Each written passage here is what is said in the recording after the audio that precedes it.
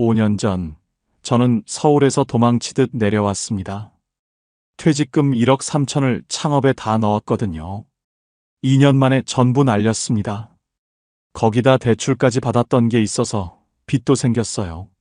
전세금 빼서 겨우 갚고 나니까 남은 돈이 1억 남짓이었습니다. 그때 제 나이 57. 다시 취직할 곳도 없고, 그렇다고 또 뭘 해볼 용기도 없었어요. 그래서 선택한 게 귀촌이었습니다. 시골 가면 적게 쓰면서 버틸 수 있지 않을까? 솔직히 그게 다였어요. 근데요, 막상 내려와 보니까 생각했던 것과 많이 달랐습니다. 좋은 점도 있었고요. 예상 못한 문제도 있었어요. 후회했던 순간도 있었고, 그래도 버틴 이유도 있었습니다. 5년이 지난 지금, 저는 어떻게 됐을까요? 부자가 됐을까요? 아니면 더 망했을까요? 오늘은 그 얘기를 솔직하게 해보려고 합니다. 저는 30년을 한 회사에서 일했어요. 대기업은 아니었지만 중견기업이었고요. 월급 꼬박꼬박 나오고 크게 불만 없이 다녔습니다. 그 사이에 작은 아파트 하나 마련했었어요. 대단한 건 아니었지만 그래도 내 집이었거든요. 근데 아들이 둘이잖아요. 둘 다 결혼할 나이가 되니까 고민이 생기더라고요. 요즘 세상에 집 없이 결혼하기 어렵잖아요. 그렇다고 애들한테 알아서 하라고 하기엔 마음이 안 편했어요. 결국 아파트 팔았습니다. 6억 좀 안 되게 받았어요. 거기서 아들 둘한테 1억 5천씩 해줬어요. 총 3억이요. 나머지 3억으로 저희 부부는 빌라 전세로 들어갔습니다. 내 집에서 전세로 내려앉는 기분이 어떤지 아세요? 씁쓸하더라고요. 그래도 자식들 결혼시켜야지 싶었어요. 부모 마음이 다 그렇잖아요. 그러다 55세 명예퇴직 얘기가 나왔어요. 회사 사정이 안 좋아지면서 구조조정이 시작됐고요. 저도 그 대상에 들어갔습니다. 퇴직금은 1억 3천만 원 정도 받았어요.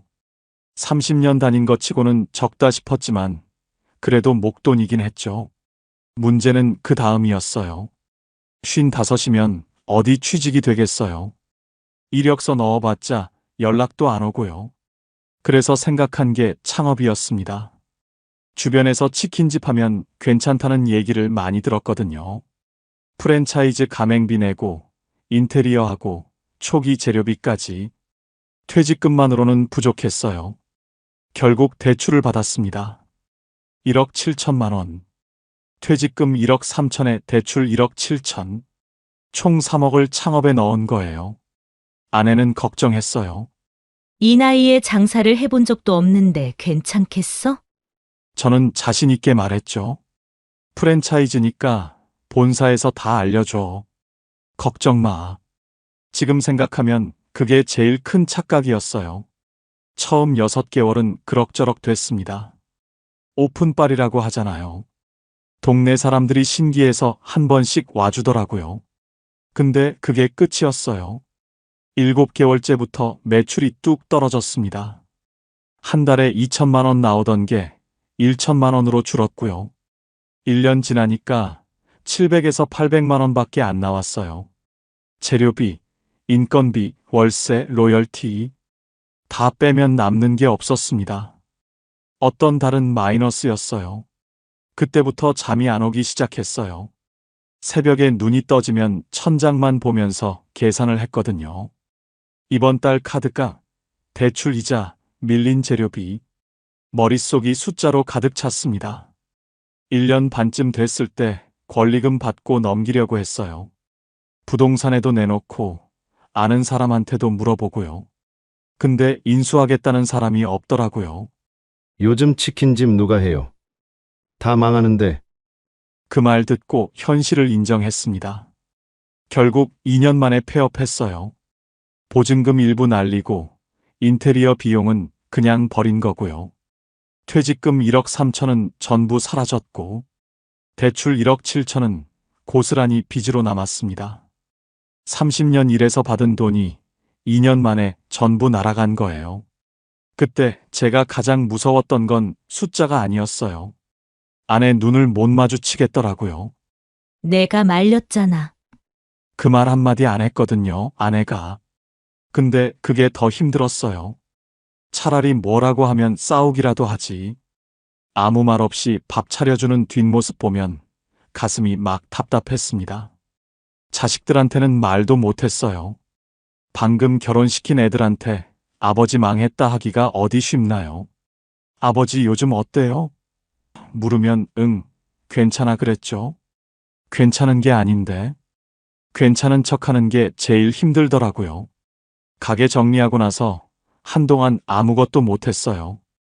하루 종일 집에 있으면서 멍하게 TV만 봤습니다. 뭘 해야 할지 모르겠더라고요. 그러다 현실적인 문제가 눈앞에 닥쳤어요. 대출 1억 7천. 이자만 한 달에 70만 원씩 나가는데 수입은 0원이었거든요. 국민연금은 62세부터 나오는 거라 아직 5년이나 남았고요. 아내가 파트타임으로 일하긴 했는데 그걸로는 이자도 안 됐어요. 이러다 진짜 큰일 나겠다 싶었습니다. 결국 결단을 내렸어요. 전세금을 빼기로 했습니다. 3억짜리 전세였거든요. 거기서 빈 1억 7천을 갚았어요. 남은 돈 1억 3천. 그게 저희 부부한테 남은 전부였습니다. 근데 이 돈으로 서울에서 어떻게 살아요? 월세 얻고 생활비 쓰다 보면 몇 년 못 가서 바닥날 게 뻔했어요. 그때부터 밤마다 검색을 하기 시작했어요. 50대 재취업, 중장년 일자리, 적은 돈으로 사는 법, 별의별 걸 다 찾아봤어요. 근데 현실적으로 되는 게 없더라고요. 경비 일자리도 경쟁이 심하다고 하고, 배달은 체력이 걱정됐고요. 그러다 우연히 귀촌 관련 영상을 보게 됐어요. 시골에서 월 100만 원으로 사는 사람들 얘기였거든요. 집값 싸고, 텃밭에서 채소 키우고, 돈 안 써도 살 수 있다고. 처음엔 그냥 흘려들었어요. 그게 어디 쉽겠어 싶었거든요. 근데 계속 보다 보니까 생각이 바뀌더라고요. 돈을 더 버는 건 지금 내 상황에선 어렵다. 그러면 덜 쓰는 쪽으로 방향을 바꿔야 하는 거 아닌가.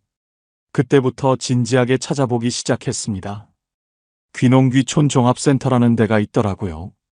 거기서 빈집 정보도 나오고 지역별로 지원 정책도 정리돼 있었어요. 전북 쪽에 월세 15만 원짜리 빈집도 있었고요.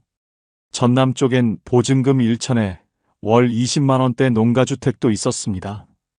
서울에서 월세 살면 보증금의 월세의 관리비에 1억 3천 금방 바닥나요. 근데 시골은 다르더라고요. 작은 집 전세로 들어가면 5천만 원이면 되는 데도 있었어요. 그러면 8천만 원이 손에 남는 거잖아요. 그 돈으로 몇 년은 버틸 수 있겠다 싶었어요. 이거다 싶었습니다. 문제는 아내였어요. 어느 날 저녁에 조심스럽게 꺼냈거든요. 여보, 우리 시골로 내려가면 어떨까? 아내 표정이 굳더라고요. 갑자기 무슨 소리야. 서울에서 이렇게 버티다간 돈 다 없어져. 그래도 시골은 아내는 평생 서울에서만 산 사람이거든요. 시골이라곤 명절에 시댁 가본 게 전부였어요. 거기 가서 뭐 하게. 아는 사람도 없는데. 일단 버티는 거지. 돈 덜 쓰면서. 그게 말이 돼? 첫 번째 대화는 그렇게 끝났어요. 그 뒤로 며칠 동안 서로 말이 없었습니다. 저도 강요하고 싶지 않았거든요. 평생 같이 산 사람한테 나 따라와 하기가 쉽지 않잖아요. 그래서 혼자 가려고 마음 먹었어요. 나 먼저 내려가서 자리 잡을게. 당신은 서울에 있어. 근데 아내가 그러더라고요. 당신 혼자 보내면 거기서 쓰러질 것 같아서 못 보내겠어. 그 말 듣고 눈물이 날 뻔했어요. 참았지만요. 아내가 이어서 말했습니다. 같이 가자. 어차피 여기 있어도 답 없잖아. 그렇게 둘이 내려가기로 결정했어요. 솔직히 말하면 기대는 없었습니다. 잘 살아보자가 아니었거든요. 덜 망하자였어요. 화려하게 성공하겠다는 게 아니라 조용히 버티자는 거였습니다. 그게 저희 부부의 귀촌 이유였어요. 희망이 아니라 생존이었습니다. 저희가 내려간 곳은 전북 쪽 작은 마을이었어요. 인구 500명도 안 되는 동네였고요. 버스는 하루에 4번밖에 안 다녔습니다. 처음 도착했을 때 기억이 나요. 차에서 내리니까 공기가 다르더라고요. 서울처럼 매캐하지 않고 맑았어요. 아내가 심호흡을 하면서 그랬어요. 공기는 진짜 좋다. 저도 그때는 그렇게 생각했어요. 힘들겠지만 어떻게든 되겠지. 새 출발이라고 생각하자. 집은 보증금 3천만 원에 월세 15만 원짜리 농가주택이었어요. 30년 넘은 집이라 낡긴 했지만 방 2개의 마당도 있었거든요. 서울에서는 상상도 못할 가격이잖아요. 처음엔 이 가격에 이 정도면 괜찮다 싶었어요. 마당에 텃밭도 만들 수 있겠다. 여기서 조용히 살면 되겠다. 그렇게 생각했습니다. 그런데 문제는 첫 겨울에 터졌습니다. 시골집은 대부분 단독주택이에요. 아파트처럼 중앙난방이 아니라 기름 보일러를 쓰거든요. 처음엔 그게 뭐가 다른가 싶었어요. 보일러는 다 똑같은 거 아닌가 했거든요. 기름통에 기름 채워놓고 쓰면 되는 거라고만 알았어요. 11월쯤 되니까 슬슬 추워지기 시작했어요. 보일러 틀었습니다. 아무리 기다려도 따뜻해지질 않더라고요. 방바닥은 미지근한데 공기는 차갑고요. 창문 틈새로 바람이 들어오는 게 느껴졌어요. 밤에 자다가 추워서 깼어요. 이불을 덮고 있는데도 코끝이 시리더라고요. 집이 오래되다 보니까 단열이 안 되는 거예요. 이중창도 아니고 옛날 창문 그대로였거든요. 문틈으로 바람이 쌩쌩 들어왔습니다. 그래서 보일러를 더 세게 틀었어요. 기름이 쭉쭉 빠지는 소리가 들리더라고요. 일주일 만에 기름 반통이 사라졌어요. 이거 뭔가 이상하다 싶었습니다. 첫 달 난방비 고지서 받아보고 깜짝 놀랐습니다. 38만 원. 서울 빌라 살 때 겨울 난방비가 12에서 13만 원 나왔거든요. 시골이 더 싸겠거니 했는데 3배가 나온 거예요. 아내가 고지서 보더니 한숨을 쉬더라고요. 이게 뭐야? 서울보다 더 나오네. 저도 할 말이 없었어요. 알아보니까 기름 보일러가 원래 그렇대요. 기름값이 비싸기도 하고 단열 안 되는 집은 열이 다 새거든요. 아무리 틀어도 밑 빠진 독에 물 붓기였던 거예요. 동네 어르신한테 여쭤봤더니 그러시더라고요. 여기 겨울에 다 그래. 익숙해져야 돼. 익숙해지라니. 40만 원씩 내면서 어떻게 익숙해져요? 결국 방법을 찾아야 했습니다. 보일러 온도 최대한 낮추고요. 전기장판 깔고 내복 입고 버텼어요. 문풍지도 사다가 창문마다 붙였습니다. 그래도 한겨울엔 40만 원 가까이 나왔어요. 4개월 동안 난방비로만 150만 원 넘게 쓴 것 같아요. 솔직히 이건 예상 못했어요. 유튜브에서 봤던 귀촌 영상들 있잖아요. 시골은 돈 안 든다 월 100만 원이면 충분하다. 그런 말만 믿었던 거예요. 집값은 싸도 유지비가 싼 게 아니더라고요. 특히 겨울이 문제였어요. 여름엔 괜찮거든요. 에어컨 없어도 선풍기만 틀면 되니까요. 근데 겨울은 버티기가 힘들어요. 춥다는 건 참을 수가 없더라고요. 나이 들수록 더 그렇고요. 그때 처음으로 귀촌이 정답인가 하는 의문이 들었어요. 아내한테는 말 안 했지만요. 속으로 계속 생각했습니다. 잘못된 선택이었나? 여기서 10년, 20년 버틸 수 있을까? 문제가 이것만 있었던 게 아니었어요. 난방비 문제만 해도 머리가 아팠는데요. 또 다른 문제가 있었어요. 사람이었습니다. 시골 가면 인심이 좋다고들 하잖아요. 이웃끼리 반찬도 나눠 먹고 정도 많고. 저도 그렇게 생각했거든요. 근데 현실은 좀 달랐어요. 처음 이사 왔을 때 동네 한 바퀴 돌면서 인사를 드렸어요. 서울에서 내려왔습니다. 앞으로 잘 부탁드려요. 어르신들 반응이 어땠냐면요. 아, 예. 그게 끝이었어요. 반갑다는 말도 없고, 어디서 왔냐, 뭐 하러 왔냐 묻지도 않으시더라고요. 그냥 쳐다보기만 하고 지나가셨어요. 처음엔 원래 그런가 보다 했어요. 시골 어르신들이 말수가 적으신 거겠지. 시간이 지나면 나아지겠지. 근데 한 달이 지나도 똑같았어요. 길에서 마주치면 제가 먼저 인사를 해요. 안녕하세요.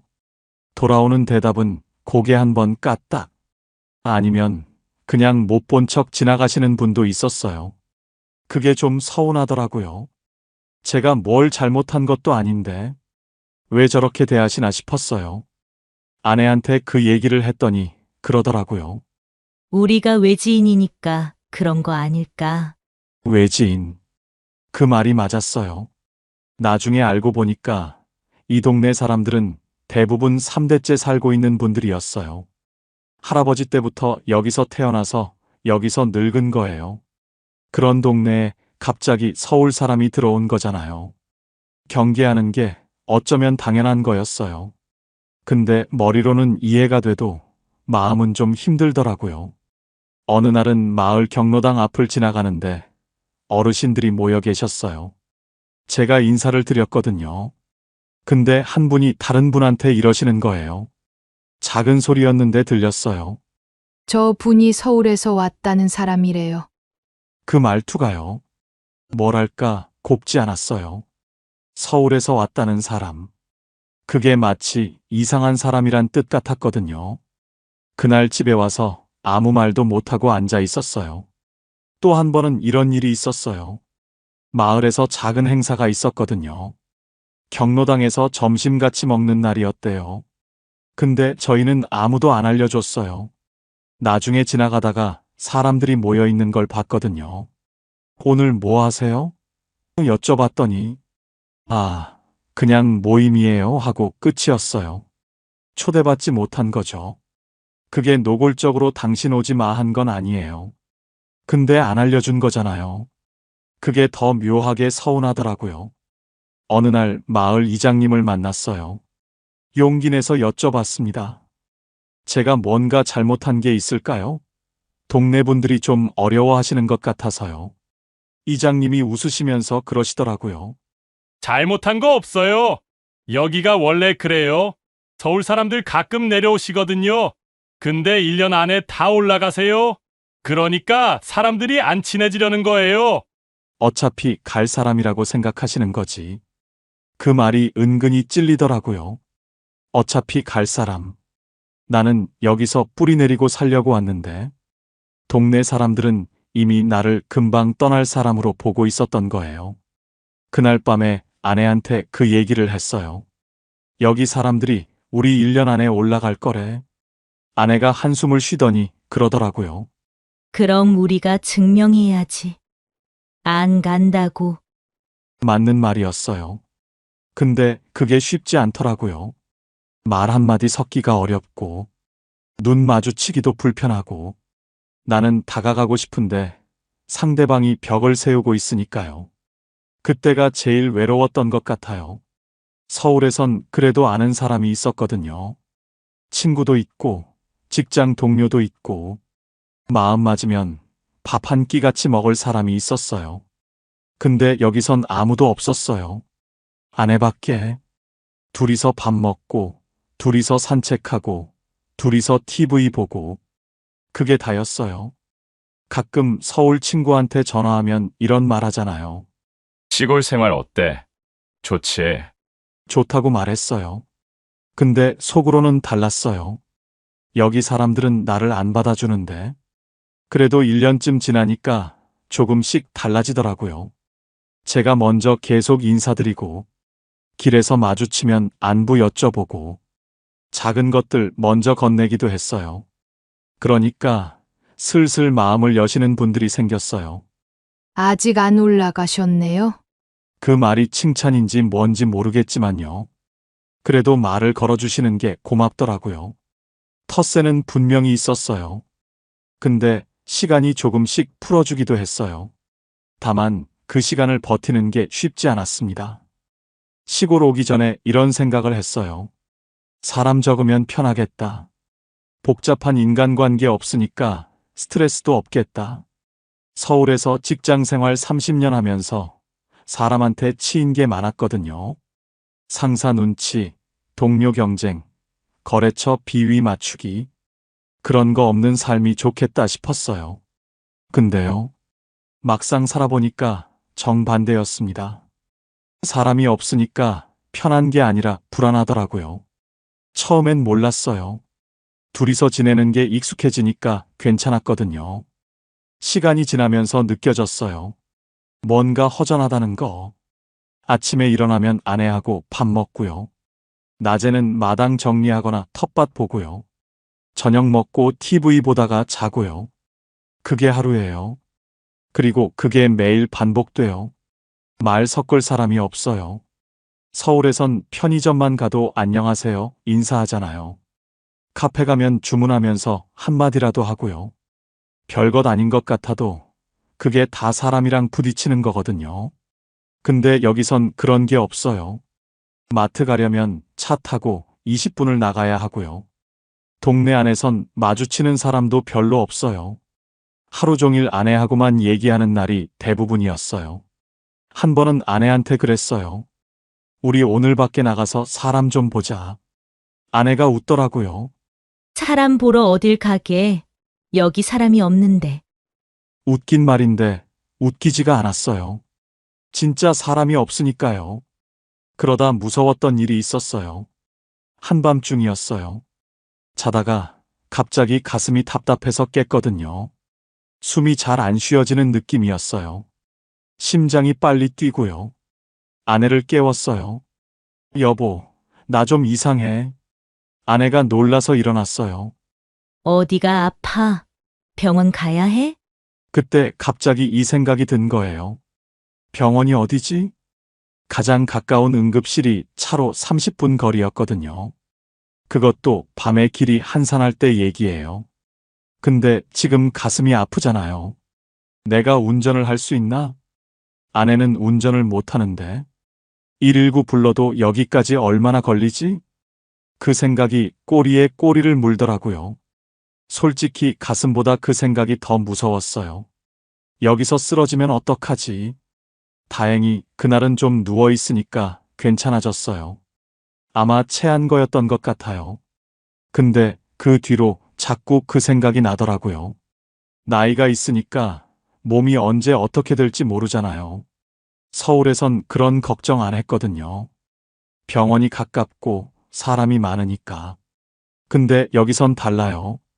아파도 부탁할 사람이 없어요. 급해도 도와줄 사람이 없어요. 그게 진짜 무섭더라고요. 아내한테 그 얘기를 했어요. 나 그날 밤에 진짜 무서웠어. 아내도 그러더라고요. 나도 당신 깨울 때 손이 떨렸어. 둘이서 한참 말이 없었어요. 그때 깨달았어요. 외로움이라는 게 그냥 심심한 게 아니구나. 사람이 없다는 건요. 도움받을 곳이 없다는 거예요. 기댈 곳이 없다는 거예요. 그게 진짜 외로움이더라고요. 서울에 있는 친구한테 가끔 전화했어요. 목소리라도 들으면 좀 나을까 싶어서. 근데 통화하고 끊으면 더 허전해지더라고요. 친구는 서울에 있고 나는 여기 혼자고 그 거리가 느껴지니까요. 아내가 없었으면 진짜 못 버텼을 거예요. 둘이서 버티니까 그나마 가능했지. 혼자였으면 반년도 못 있었을 것 같아요. 가끔 아내한테 고맙다고 했어요. 당신 아니었으면 나 진짜 큰일 났다. 아내가 그러더라고요. 나도 마찬가지야. 혼자 여기 있었으면 미쳤을 거야. 둘이서 웃었어요. 웃으면서도 좀 씁쓸했어요. 우리한테 서로밖에 없구나. 시골 생활이 낭만적일 거라고 생각했던 적이 있거든요. 조용하고 평화롭고 여유 있고. 하지만 현실은요. 조용한 게 아니라 적막한 거예요. 평화로운 게 아니라 고립된 거예요. 외로움은 환경 문제가 아니었어요. 사람 문제였어요. 사람이 그리워질 줄 몰랐어요. 시끄러운 게 그리워질 줄 몰랐어요. 그래도 버텼습니다. 버텨야 했으니까요. 근데요. 이렇게 힘든 얘기만 하면 여러분 답답하시죠? 사실 좋은 점도 있었어요.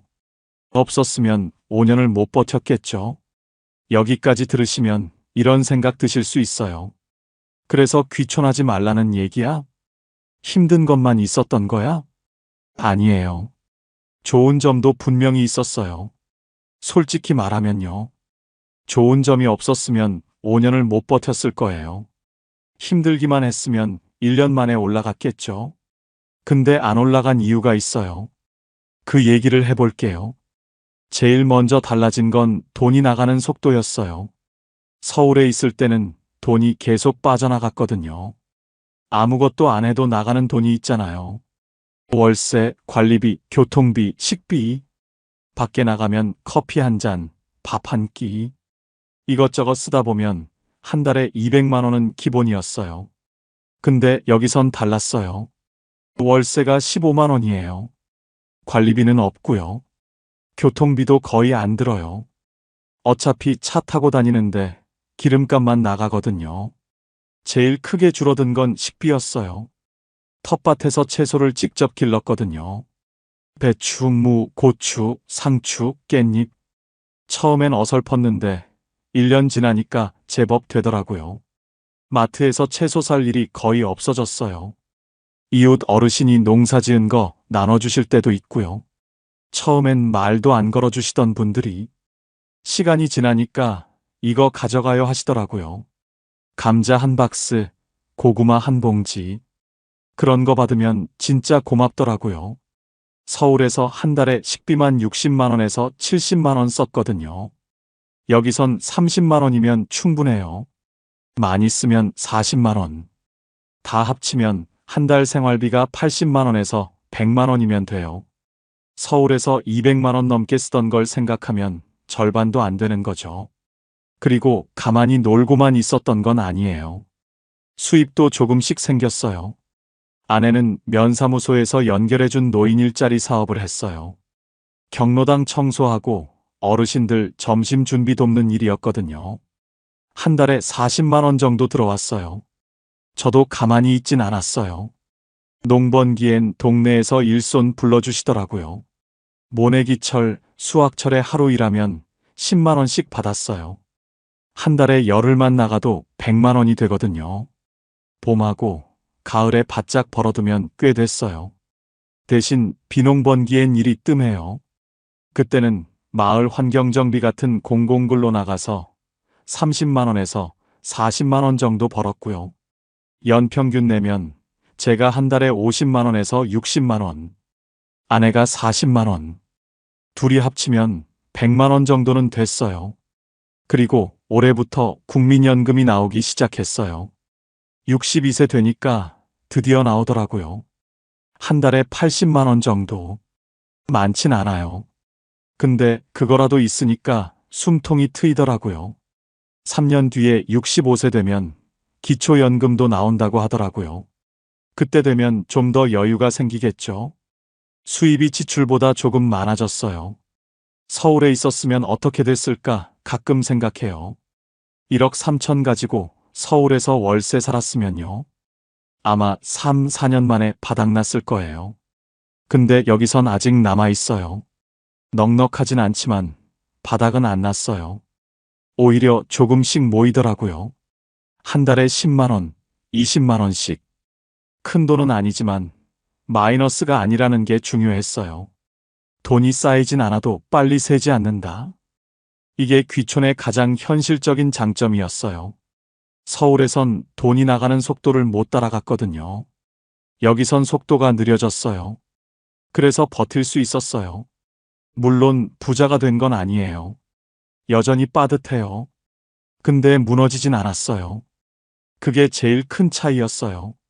5년이라는 시간이 지났어요. 처음엔 하루하루가 길었거든요.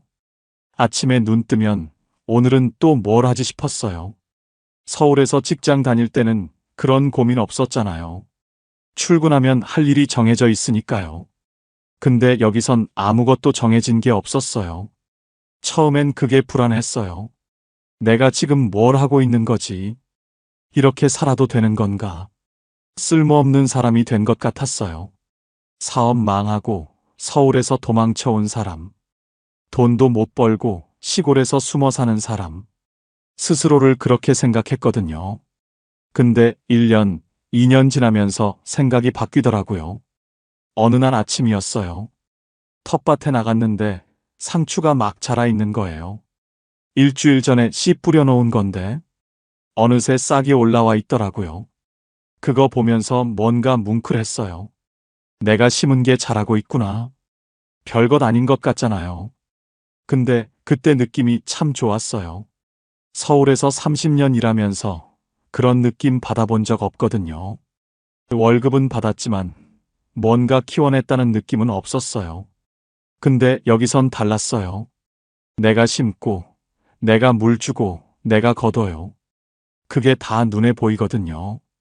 그러면서 조금씩 깨달았어요. 삶이 꼭 바빠야 하는 건 아니구나. 뭔가 대단한 걸 해야 하는 것도 아니구나. 그냥 살아가는 것. 그것만으로도 충분할 수 있구나. 아내하고 관계도 달라졌어요. 서울에 있을 때는 솔직히 대화가 별로 없었거든요. 아침에 일어나면 저는 출근하고, 저녁에 들어오면 피곤해서 TV만 보고, 주말에도 각자 할 일 하고, 같은 집에 사는데 따로 노는 느낌이었어요. 근데 여기선 둘이 붙어 있잖아요. 24시간 같이 있으니까 처음엔 좀 불편했어요. 서로 짜증날 때도 있었고요. 좀 저리 가 있어 싶을 때도 있었어요. 근데 그게 지나니까 대화가 늘더라고요.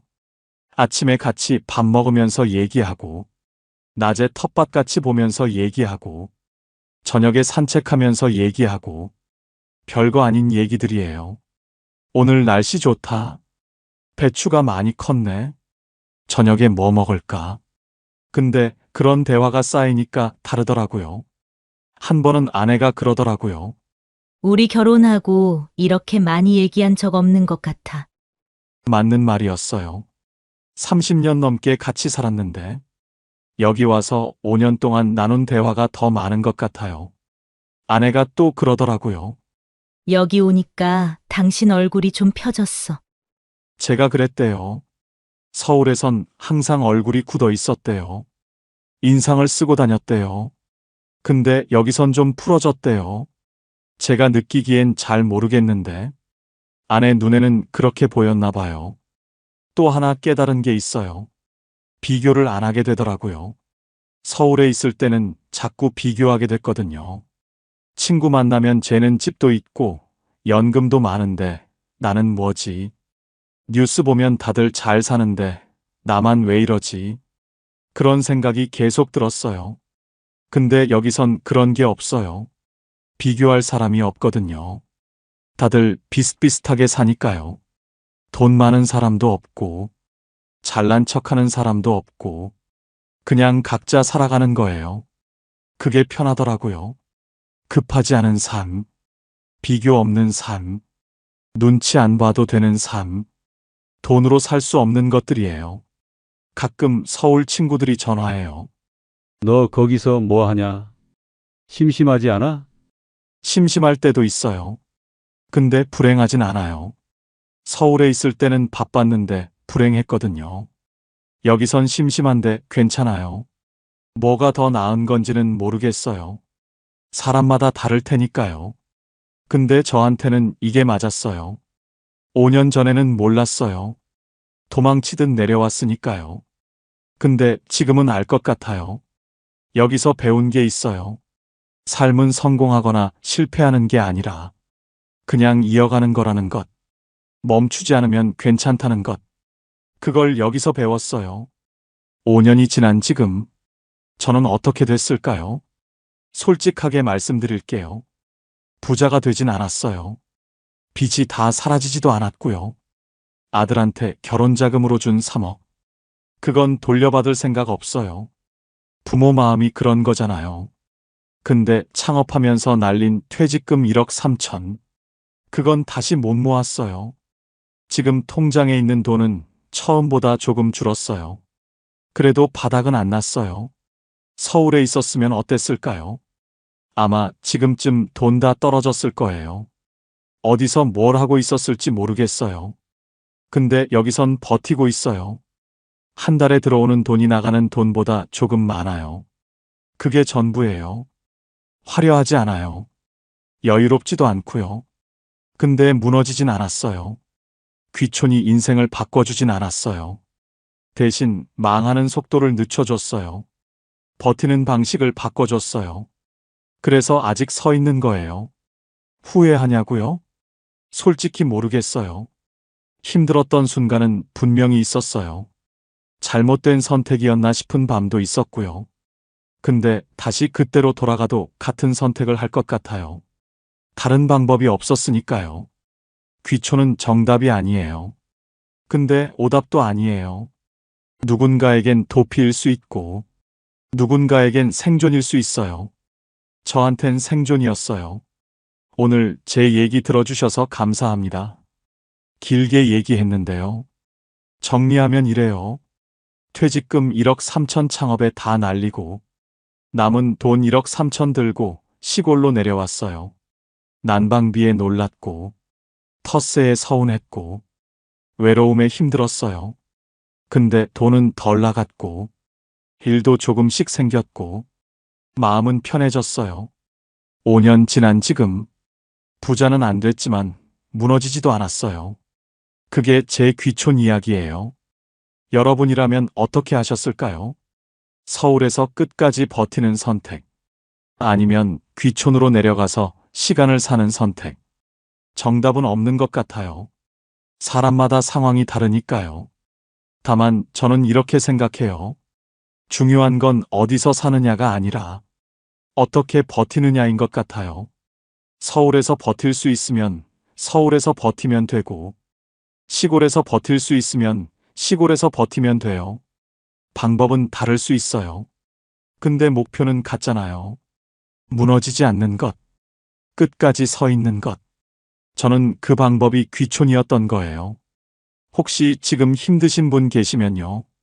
너무 자책하지 마세요. 저도 그랬거든요. 사업 망하고 아내 눈도 못 마주치고 도망치듯 내려왔어요. 근데 5년 버텼어요. 아직 서 있어요. 여러분도 할 수 있어요. 오늘 영상이 도움이 되셨다면 구독이랑 좋아요 한 번씩 부탁드립니다. 저희 채널은 이렇게 노후 준비, 현실적인 돈 이야기를 전해드리고 있거든요. 다음에도 도움되는 이야기 가져올게요. 여러분 생각은 어떠신가요? 귀촌 해볼만 할까요, 말까요? 댓글로 편하게 나눠주세요. 긴 영상 끝까지 들어주셔서 감사합니다. 70세가 되면 노후의 진짜 얼굴이 드러납니다. 연금은 매달 들어오지만 위기는 예고 없이 찾아옵니다. 자녀의 실직, 배우자의 병, 작은 사고, 갑작스러운 장례, 그리고 전세 인상까지 누구에게나 일어날 수 있는 순간들이죠. 이때 우리를 지켜주는 건 연금이 아닙니다. 바로 오늘 당장 꺼낼 수 있는 현금입니다. 그렇다면 70세 이후 반드시 준비해야 할 그 현금의 규모는 과연 얼마일까요? 지금부터 6가지 실제 순간을 통해 확인해 보겠습니다. 70세 장기호 씨. 그의 노후는 평범했습니다. 넉넉하지는 않았지만 부족하지도 않았습니다. 매달 들어오는 연금으로 끼니를 챙기고 아내 오순희 씨와 함께 동네 산책을 하는 것. 그게 하루의 가장 큰 즐거움이었습니다. 하지만 어느 날 평화를 깨는 소식이 찾아왔습니다. 아들 재민이 직장에서 해고를 당한 겁니다. 20년 넘게 다닌 회사였는데 구조조정이라는 한마디로 하루아침에 잘린 것이었습니다. 처음엔 금방 다시 일자리를 찾을 거라 믿었습니다. 하지만 현실은 냉정했습니다. 이력서를 내도 답이 없고 면접에 나가도 번번이 고배를 마셨습니다. 30도 아닌 40도 아닌 이미 45. 점지도 그렇다고 노련한 간부도 아닌 애매한 나이였습니다. 재민의 표정은 점점 굳어갔습니다. 생활비는 쌓여만 갔고 집안 분위기는 냉랭해졌습니다. 아내와의 다툼은 잦아졌습니다. 아이들 학원비, 월세, 생활비. 그 모든 짐이 한꺼번에 그의 어깨를 짓눌렀습니다. 결국 파국이 찾아왔습니다. 며느리가 집을 나가버린 겁니다. 더는 이렇게 못 살겠어. 그녀가 남긴 마지막 말은 차갑게 가슴을 파고들었습니다. 남겨진 건 재민과 어린 손주 둘뿐이었습니다. 갈 곳이 없어진 재민은 결국 부모님 집을 찾았습니다. 손주 둘을 데리고 문을 두드렸습니다. 기호 씨는 애써 밝게 웃으며 맞이했지만 속마음은 무겁게 가라앉았습니다. 그날부터 장기호 씨의 노후는 완전히 달라졌습니다. 더 이상 단순한 지원이 아니었습니다. 양육이 시작된 겁니다. 아침마다 손주들의 도시락을 싸야 했고 학교 준비물도 챙겨야 했습니다. 냉장고는 금세 비워졌고 집안은 하루가 다르게 시끌벅적해졌습니다. 웃음소리가 들릴 때마다 마음은 따뜻해졌지만 지출은 눈에 띄게 불어났습니다. 기호 씨는 밤마다 통장을 열어보았습니다. 남은 돈을 세어보고 또 세어보았습니다. 비상금은 눈 깜짝할 새 줄어들고 있었습니다. 아내 순희 씨는 손주들이 잘 때마다 한숨을 쉬었습니다. 여보, 우리 버틸 수 있을까? 그녀의 목소리는 떨렸습니다. 처음에는 석 달만 도와주면 될 거라 생각했습니다. 아들이 다시 자리 잡을 거라 믿었습니다. 하지만 석 달은 6달이 되었고 6달은 어느새 1년을 넘겼습니다. 재민의 재취업은 여전히 요원했고 기호 씨의 지갑은 점점 가벼워지고 있었습니다. 손주들을 바라볼 때마다 마음은 복잡했습니다. 밥을 먹고 웃고 잠든 얼굴을 보면 그래, 우리가 지켜야지 라는 생각이 들었습니다. 하지만 동시에 이렇게 계속 버틸 수 있을까? 라는 두려움도 커져갔습니다. 그는 깨달았습니다. 노후를 무너뜨리는 건 꼭 병원비만이 아니었습니다. 예상치 못한 자식의 위기, 그로 인해 부모가 떠안게 되는 책임. 그 순간 가장 필요한 건 연금이 아니라 바로 현금이었습니다. 연금으로는 버티지 못한다. 노후를 지켜줄 건 결국 내 손에 쥔 현금뿐이다. 장기호 씨는 마음속으로 그렇게 되뇌었습니다. 72세 최병호 씨. 그의 하루는 단조롭지만 평화로웠습니다.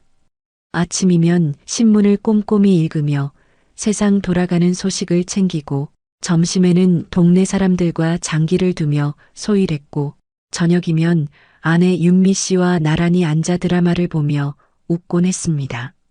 오랜 직장 생활을 마친 뒤 맞이한 노후는 그저 평범했지만 그 평범함이 더없이 고마운 나날이었습니다.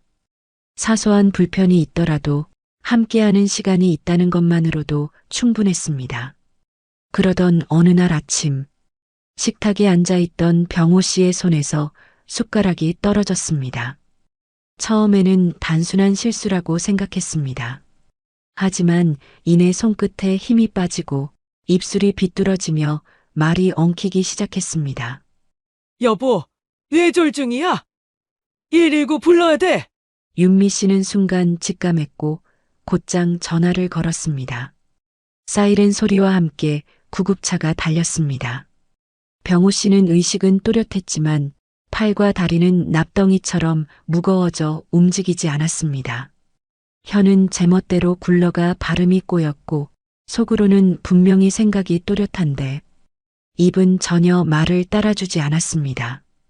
그 답답함에 눈물까지 맺혔습니다. 응급실에서 각종 검사가 이어졌습니다. CT, MRI, 혈관 촬영. 의사는 단호히 말했습니다. 혈관이 막혔습니다. 지금 바로 수술해야 합니다. 순간 윤미 씨의 다리가 풀렸지만 망설일 틈은 없었습니다. 다행히 수술은 성공적으로 끝났습니다. 하지만 문제는 그 다음이었습니다. 병호 씨는 반신이 마비된 채로 깨어났습니다. 걷지도 못했고 말도 더듬었습니다. 의사는 시간이 지나면 조금씩 나아질 수 있다고 했지만 앞으로 몇 달, 아니 몇 년간은 재활과 간병이 반드시 필요하다고 했습니다. 그때부터 윤미 씨의 하루는 송두리째 바뀌었습니다. 남편의 식사를 떠먹이고 침대에서 몸을 일으켜 세워주고 굳어가는 손발을 주물러주는 일이 일상이 되었습니다. 밤에는 수시로 일어나 뒤척이는 남편을 돌봐야 했습니다. 깊게 잠들 수 없었고 몸은 지쳐갔지만 마음은 더 무겁게 가라앉았습니다. 결국 간병인을 써야 했습니다. 혼자 감당하기에는 한계가 있었기 때문입니다. 하지만 간병인을 쓰는 순간부터 지출은 눈덩이처럼 불어났습니다. 재활치료비, 간병비, 약값, 매일같이 돈이 빠져나갔고 통장을 열어볼 때마다 두려움이 밀려왔습니다. 연금은 일정하게 들어왔지만 그 돈만으로는 턱없이 부족했습니다. 우리가 이렇게 오래 버틸 수 있을까? 윤미 씨는 매일 계산기를 두드리며 한숨을 내쉬었습니다.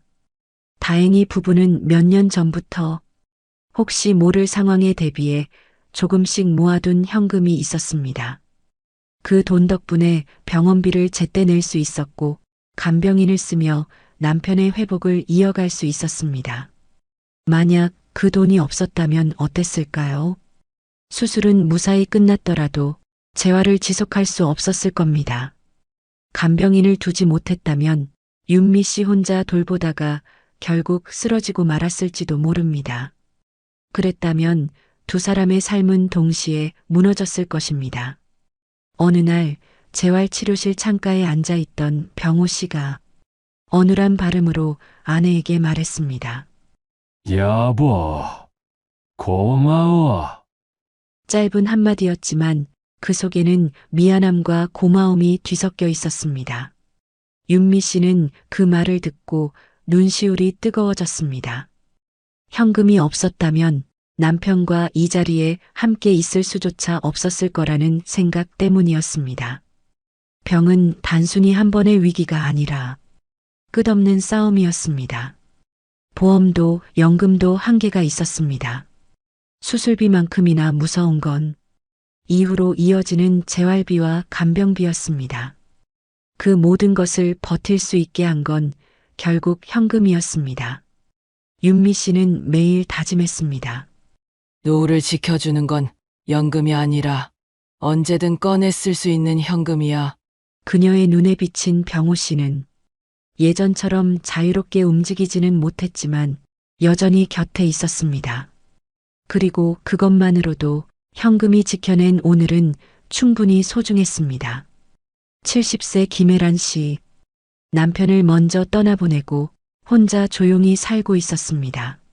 아침이면 작은 마당의 감나무를 바라보고 점심은 근처 시장에서 사온 반찬으로 간단히 차려 먹고 저녁에는 동네 경로당에서 친구들과 이야기를 나누며 하루를 마쳤습니다. 그 집은 특별한 곳이었습니다. 남편과 함께한 20년의 추억이 담겨 있었고 아이들을 키운 흔적도 고스란히 남아 있었습니다. 낡았지만 정겨웠고 무릎이 불편한 혜란 씨에게는 근처 병원과 시장, 경로당이 가까워 더없이 편리한 곳이었습니다. 하지만 그 평화는 한 통의 전화로 흔들렸습니다. 집주인의 목소리는 평소와 달리 굳어 있었습니다. 김 여사님, 전세금을 올려야 할 것 같습니다. 순간 혜란 씨의 손에서 전화기가 미끄러질 뻔했습니다. 전세금을 올려달라는 말은 곧 이 집을 지킬 수 있을지의 문제였기 때문입니다. 며칠 뒤 직접 마주 앉아 이야기를 나눴습니다. 집주인은 미안한 표정을 지었지만 말은 단호했습니다. 요즘 다 올랐습니다. 옆집도 뒷집도 다 그렇습니다. 저도 세금이 늘고 수리비가 계속 들어가서. 혜란 씨는 고개를 끄덕였지만 속은 무너져 내렸습니다. 이 나이에 어디로 가라는 건가? 그날 밤 잠을 이룰 수 없었습니다. 익숙한 골목, 단골 가게, 친구들과 웃던 경로당. 그 모든 걸 잃어야 하는 건 아닐까 하는 두려움이 파도처럼 몰려왔습니다. 아이들에게 손을 벌릴 수도 없었습니다. 큰아들은 대출에 허덕였고 작은아들은 아직 아이들 교육비로 빠듯했습니다. 엄마, 조금만 기다려. 라는 말이 오히려 마음을 무겁게 했습니다. 혜란 씨는 며칠 동안 은행 통장을 열어보며 깊은 한숨을 쉬었습니다. 노후를 대비해 모아둔 돈, 혹시 모를 병원비나 생활비를 위해 아껴둔 돈. 그 돈을 써야 하는 걸까? 마지막 보루라고 여겼던 돈을 꺼내 쓰는 순간 앞으로의 안전망은 사라질지도 모른다는 불안이 짓눌렀습니다. 하지만 선택의 여지는 많지 않았습니다. 집을 잃는 순간 병원도 시장도 친구들도 모두 멀어질 겁니다. 새로운 동네에서 낯선 사람들과 관계를 맺어야 하는 두려움, 버스를 오래 타야만 나올 수 있는 불편함, 무릎이 좋지 않은 혜란 씨에게는 그 모든 게 큰 짐이었습니다. 은행 창구에 앉아 돈을 찾을 때 손이 떨렸습니다. 20년 동안 조금씩 쌓아 올린 돈이 순식간에 사라지는 기분이었습니다. 여보, 나 잘한 거겠지. 혜란 씨는 속으로 중얼거렸습니다. 새 계약서에 도장을 찍는 순간 숨이 턱 막히던 긴장이 풀렸습니다. 적어도 앞으로 몇 년은 이 집에서 계속 살 수 있었습니다. 감나무가 서 있는 마당, 봄이면 노란 꽃이 피는 담벼락, 경로당에서 들려오는 웃음소리. 그 모든 일상이 지켜진 겁니다. 그날 저녁 남편의 사진 앞에 앉아 혜란 씨는 조용히 말했습니다. 당신이 심어둔 감나무, 앞으로도 내가 지킬게요. 비상금이 없었다면 그녀는 낯선 동네로 밀려나야 했을 겁니다. 버스도 드물고 병원도 멀고 친구 하나 없는 곳에서 홀로 노후를 보내야 했을 겁니다. 현금은 단순한 돈이 아니었습니다. 익숙한 집과 일상, 그리고 삶의 터전을 지켜주는 힘이었습니다. 노후를 안전하게 만드는 건 화려한 자산이 아니라 당장 꺼내 쓸 수 있는 그 현금이었습니다. 73세 임춘식 씨와 아내 김정임 씨의 노후는 소박했습니다. 큰 욕심 없이 매달 들어오는 연금과 조금씩 모아둔 적금으로 그럭저럭 살아가고 있었습니다. 아침이면 함께 동네 뒷산을 오르며 건강을 챙겼고 점심에는 된장국과 김치, 작은 생선 한 토막을 나누며 식사를 했습니다. 저녁에는 복지관 노래교실에 나가 젊은 시절 즐겨 부르던 노래를 함께 부르며 웃었습니다. 평범했지만 그 평범함이 더없이 고마운 날들이었습니다. 그 일상이 무너진 건 한겨울이었습니다. 눈이 소복이 쌓인 어느 날 보일러가 갑자기 멈춰버린 겁니다. 처음엔 잠시 꺼진 줄 알고 다시 켰지만 불은 들어오지 않았습니다. 찬바람이 스며드는 방 안에서 두 사람은 두꺼운 외투를 껴입고 서로를 바라봤습니다. 여보, 이 추위에 그냥 버티면 큰일 나겠어. 춘식 씨의 목소리에는 불안이 묻어났습니다. 정임 씨는 손을 비비며 고개를 끄덕였습니다. 급히 불러온 수리공은 말했습니다. 보일러가 너무 오래돼서 수리비가 더 나옵니다. 교체해야 합니다. 순간 두 사람의 가슴은 철렁 내려앉았습니다. 교체라니 그건 곧 수백만 원이 드는 큰 돈이었습니다. 연금으로는 생활비와 약값을 간신히 감당할 뿐 이런 예상치 못한 목돈에는 답이 없었습니다. 더 큰 문제는 시간이었습니다. 며칠을 버티다간 저체온증이나 폐렴 같은 위험이 찾아올 수 있었습니다. 나이가 든 두 사람에게 추위는 단순한 불편이 아니라 생명의 위협이었습니다. 정임 씨는 남편 몰래 부엌에서 눈물을 훔쳤습니다.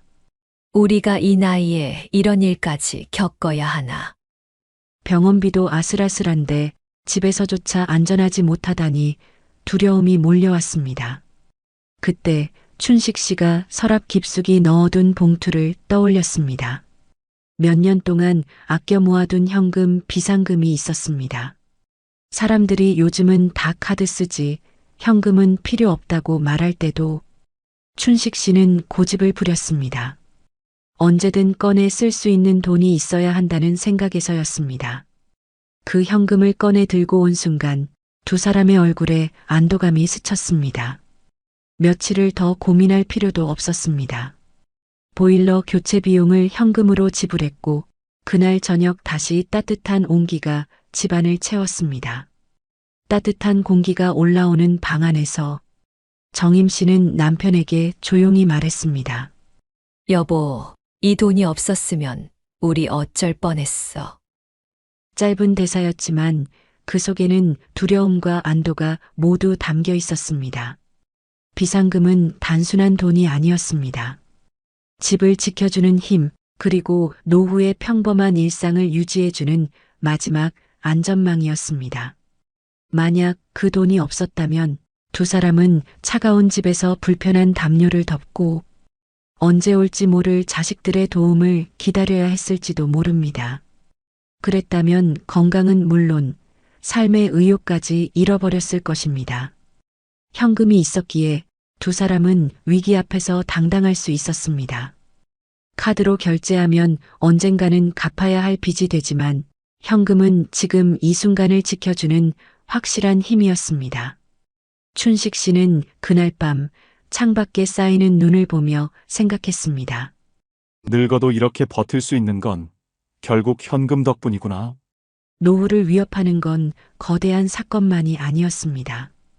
보일러 고장, 가전제품 교체, 갑작스러운 집수리. 누구에게나 일어날 수 있는 작은 사건이지만 그 순간을 지켜주는 건 결국 당장 꺼내 쓸 수 있는 돈이었습니다. 70세 윤정옥 씨. 아침 햇살이 들어오는 거실에 앉아 있는데도 집안은 텅 빈 듯 적막했습니다. 불과 몇 달 전까지만 해도 남편의 기침 소리와 라디오 볼륨이 뒤섞여 이 집을 가득 채웠습니다.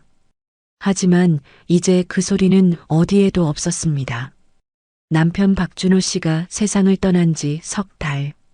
정옥 씨는 여전히 그 사실을 받아들이기 힘들었습니다.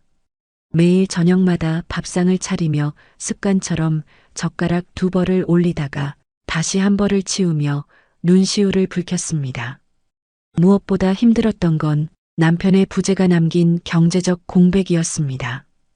준호 씨는 퇴직 후에도 틈틈이 일거리를 찾아 생활비를 보탰습니다. 매달 꾸준히 들어오던 작은 연금과 그가 벌어오던 돈은 정옥 씨의 삶을 지탱해주는 든든한 기둥이었습니다. 하지만 남편이 떠난 순간 그 기둥은 무너졌습니다. 정옥 씨에게 남은 건 자신 앞으로 들어오는 얼마 안 되는 연금뿐이었습니다. 전기세, 가스비, 관리비, 약값. 하루에도 몇 번씩 지갑을 열다 보면 돈은 물처럼 빠져나갔습니다. 이전에는 남편이 함께 나눴던 지출이었지만 이제는 혼자 감당해야 할 짐이 되었습니다. 집안 곳곳에는 여전히 남편의 흔적이 남아 있었지만 생활비의 빈자리는 냉정하게 그녀를 압박했습니다. 무엇보다 무서운 건 예상치 못한 순간이었습니다. 갑자기 보일러가 고장이 나거나 몸이 아파 병원에 가야 한다면 버틸 수 있을까 하는 두려움이었습니다. 여보, 당신 없이는 내가 못 살 것 같아. 정옥 씨는 남편의 사진 앞에서 중얼거리곤 했습니다. 하지만 울고만 있을 수는 없었습니다. 그녀는 서랍 깊숙이 넣어둔 작은 통장을 떠올렸습니다. 준호 씨와 함께 30년 가까이 모아둔 비상금, 매달 조금씩 아껴 모은 돈이 그녀의 노후를 지켜줄 마지막 희망이었습니다. 그 돈이 있었기에 정옥 씨는 당장 집을 지킬 수 있었습니다. 관리비 고지서가 와도 약국에서 약을 지어와도 당장 쓸 수 있는 현금이 있었기에 버틸 수 있었습니다. 만약 그 돈이 없었다면 어땠을까요? 아이들에게 손을 벌려야 했을지도 모릅니다. 하지만 자식들은 이미 각자의 삶으로 벅찼습니다. 큰딸은 손주 교육비에 허덕였고 작은아들은 사업이 어려워 늘 빠듯했습니다. 그래서 정옥 씨는 다짐했습니다. 내 삶은 내가 지켜야 한다. 비상금은 단순히 돈이 아니었습니다. 남편이 살아있을 때부터 혹시 모를 그날을 대비해 두 사람의 손으로 모아온 마지막 약속 같은 것이었습니다. 그날 저녁 정옥 씨는 오래된 사진첩을 꺼내 들었습니다. 젊은 시절 남편과 함께 웃고 있는 사진을 바라보며 눈물이 흘렀습니다. 여보, 당신이 남긴 건 돈이 아니라 내가 버틸 수 있는 힘이야. 남편의 죽음은 사랑하는 이를 잃은 슬픔만이 아니었습니다. 그와 함께 사라진 생활비, 그 공백을 채울 수 있는 건 결국 현금뿐이었습니다. 현금이 있었기에 삶은 이어졌고 집은 지켜졌으며 그녀의 하루도 무너지지 않았습니다. 노후를 위협하는 건 단지 병이나 사고가 아니었습니다. 사랑하는 사람의 부재가 남긴 경제적 빈자리, 그 순간을 버틸 수 있게 하는 건 어떤 자산보다도 어떤 연금보다도 당장 꺼내 쓸 수 있는 현금이었습니다. 71세 오세권 씨와 아내 박영숙 씨는 그동안 어떻게든 스스로 버텨왔습니다. 큰 돈은 아니었지만 연금과 소소한 적금으로 생활비와 약값을 충당하며 살아왔습니다. 하지만 몇 달 전부터 병원비와 생활비가 겹쳐 통장이 빠르게 바닥을 드러내기 시작했습니다. 여보, 이제는 정말 힘들겠어. 애들한테 말해야 하지 않을까? 세권 씨는 망설이며 아내에게 말했습니다. 영숙 씨는 한참 동안 침묵하다가 고개를 끄덕였습니다. 아이들에게 부담을 주고 싶지 않았지만 더는 방법이 없었습니다. 며칠 뒤 큰아들 집에 갔습니다. 따뜻한 국물이 담긴 저녁상을 앞에 두고 세권 씨는 조심스레 말을 꺼냈습니다. 아들아, 이번 달 생활비가 조금 모자라서 말이다. 혹시 조금만 보태줄 수 있겠니? 순간 식탁의 공기가 무겁게 가라앉았습니다. 아들은 젓가락을 내려놓으며 잠시 눈을 감았습니다. 아버지, 저희도 애들 학원비에 대출까지 솔직히 여유가 없어요. 며느리의 표정은 이미 굳어 있었습니다. 아이는 눈치를 보며 조용히 밥만 먹었습니다. 그날 집으로 돌아오는 길, 영숙 씨는 말없이 눈물을 흘렸습니다. 이 나이에 자식한테 손 벌려야 하다니 참 서글프다. 세권 씨는 괜히 손주 얼굴까지 떠올라 마음이 무거워졌습니다. 그 후로는 작은 갈등이 잦아졌습니다. 아들이 전화를 받을 때마다 또 돈 얘기하시려는 건 아니겠죠? 라는 말이 따라왔습니다. 며느리는 눈에 띄게 거리를 두었고 명절 모임에서도 분위기는 어색해졌습니다. 자식에게 기대려던 마음은 오히려 관계의 균열을 만들고 말았습니다. 돈의 문제가 가족의 정까지 흔들어 놓은 겁니다. 영숙 씨는 결국 서랍 속을 뒤지다 과거에 모아두었던 작은 봉투를 발견했습니다. 병원비에 쓰지 않고 남겨둔 현금 몇 장이 들어 있었습니다. 그 돈을 꺼내드는 순간 마음 한구석이 조금은 가벼워졌습니다. 여보, 우리 앞으로는 자식들한테 말하지 말자. 우리가 가진 걸로 버텨보자. 세권 씨의 목소리에는 단호함이 묻어 있었습니다. 그 말에 영숙 씨도 고개를 끄덕였습니다. 현금은 단순한 돈이 아니었습니다. 자존심이자 관계를 지켜주는 울타리였습니다. 자식에게 의존하는 순간 무너졌던 마음이 현금을 꺼내드는 순간 다시 세워졌습니다. 만약 그 돈마저 없었다면 두 사람은 끝내 자식에게 손을 벌리고 그 과정에서 가족의 관계까지 잃었을지 모릅니다. 노후를 지켜주는 건 단순히 생활비가 아니었습니다. 자식에게 미안한 마음을 주지 않고 스스로의 삶을 유지할 수 있게 하는 최소한의 힘. 그게 바로 당장 꺼내 쓸 수 있는 현금이었습니다. 그리고 두 사람은 다시 다짐했습니다. 앞으로 어떤 일이 닥치든 우리 노후는 우리가 지켜야 한다. 6가지 순간을 돌아보면 한 가지 공통점이 보입니다.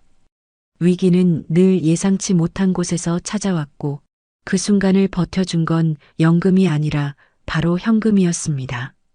첫 번째는 자녀 문제였습니다.